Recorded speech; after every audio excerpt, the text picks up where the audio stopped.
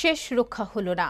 গত 6 দিন ধরে নিখোঁজ থাকার পর অবশেষে যমুনা নদী থেকে উদ্ধার হলো দিল্লি বিশ্ববিদ্যালয়ের ছাত্রী স্নেহা দেবনাথের মৃতদেহ।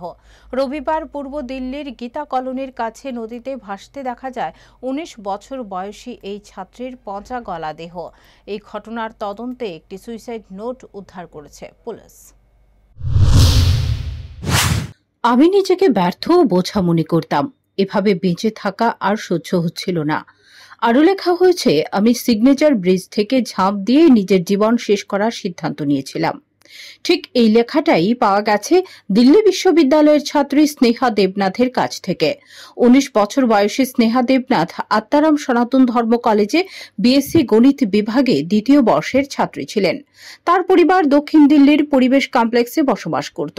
গত 7 জুলাই তিনি একটি ক্যাব নিয়ে বেরিয়ে যান এবং তারপর থেকেই নিখোঁজ ছিলেন। ক্যাব ড্রাইভারের বয়ান অনুযায়ী তাকে শেষবার সিগনেচার ব্রিজ এলাকায় নামানো হয়েছিল।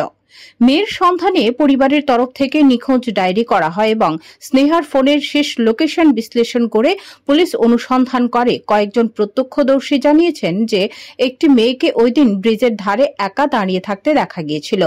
এরপর দিল্লি পুলিশ ও জাতীয় বিপর্যয় মোকাবেলা বাহিনীর যৌথভাবে যমুনা নদীতে তল্লাশি অভিযান চালায়। অবশেষে 6 দিন পর রবিবার গীতা কলোনি ঘাটের কাছে তার মৃতদেহ উদ্ধার হয়। ময়নাতদন্তের জন্য দেহ পাঠানো হয়েছে এবং চূড়ান্ত রিপোর্ট আসা এখনো বাকি। তবে পুলিশ প্রাথমিকভাবে এটিকে আত্মহত্যার ঘটনা বলেই মনে করছে, কারণ স্নেহার লেখা সুইসাইড নোটে স্পষ্টভাবে উল্লেখ রয়েছে যে এটা আমার সিদ্ধান্ত এবং এতে কারো দোষ নেই।